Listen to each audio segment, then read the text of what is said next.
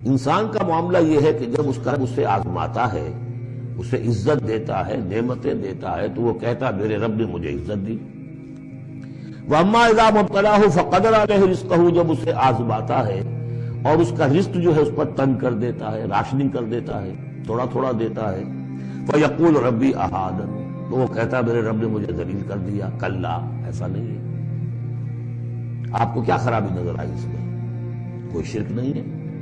اس نے یہ تو نہیں کہا کہ مجھے نعمتیں دی ہے تو کوئی لکشمی مائی کی کرم کی کرپا ہو گئی ہے، یہ تو نہیں کہا۔ اللہ نے، میرے رب نے مجھے عزت دے دی، اور اگر کہیں تنگی آ گئی ہے تو یہ میرے رب نے مجھے ذلیل کر دیا۔ توحید تو مکمل ہے نا یہاں، کہ کسی اور دیوی دیوتا، کسی اور الہہ کا تذکرہ نہیں ہے، رب ہی نے مجھے عزت دی، رب ہی نے مجھے ذلیل کیا۔ تو عز من تشاء و تذل من تشاء، اے اللہ تو ہی ہے جس کو چاہتا عزت دیتا، جس کو چاہتا ذلیل کر دیتا۔ تو کیا خرابی کیا ہے اس میں؟ اس میں خرابی یہ ہے کہ اس دنیا میں جو کچھ تمہیں ملتا ہے تم اسے عزت مت سمجھو، یہ امتحان ہے، اور اگر کبھی تنگی آتی ہے اسے ذلت نہ سمجھو، یہ بھی امتحان ہے۔ یہ برابر ہے، یہ تم نے اسے عزت سمجھا، دھوکہ کھا گئے، اس کو ذلت سمجھا، دھوکہ کھا گئے۔ چاہے توحید انٹیکٹ ہے آپ کی، لیکن توحید جو ہے وہ تو یوں سمجھیے کہ جڑ بنیاد ہے نا ہدایت کی، اس سے اوپر بھی تو منزلیں ہیں ہدایت کی کہ نہیں؟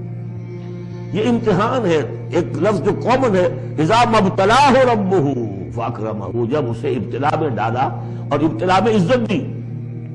دیکھیں اب کرتا کیا ہے، صبر کر، یہ شکر کرتا ہے، اپنی جو بھی ہم نے اس کو نعمتیں دی ہیں وہ حقداروں کو ان کے حق ادا کرتا ہے کہ نہیں کرتا ہے۔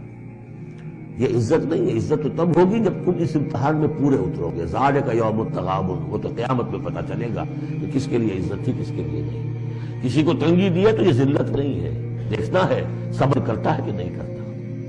کہیں یہ بالکل مستر ہو کر اور اپنی عزت نفس جو ہے ہتھیلی پر رکھ کر لوگوں کے سامنے مانگنے کے لیے تو نہیں نکل جاتا، پتہ چل گیا نا۔ یہ امتحان ہے۔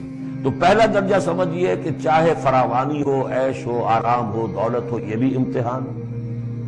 تکلیف ہے، رنج ہے، محنت ہے، مشقت ہے، اسرت ہے، تو یہ بھی امتحان۔ دونوں برابر ہو گئے۔ اب بھی ہدایت اس سے اوپر بھی ہے ایک۔ ہمارے دل میں یہ چور رہے گا پہلا امتحان آسان ہے، دوسرا مشکل ہے۔ نہیں، حقیقت اس کے برعکس ہے۔ پہلا مشکل ہے، یہ دولت میں رہ کر بھول جانے کا آپ کے اندر زیادہ امکان ہے۔ حدیث آپ کو سنائی تھی، ما قل و کفا خیر مما کثر و الہا، اگر زیادتی ہوگی، دولت ہوگی، تم اللہ کو بھول جاؤ گے تو زیادہ سخت نقصان یہ ہے، زیادہ بڑا امتحان یہ ہے۔ اور اگر ناپ تول کر مل رہا ہے تو ہر وقت اللہ یاد رہے گا، یہ ہلکا ہے، در حقیقت وہ بھاری ہے۔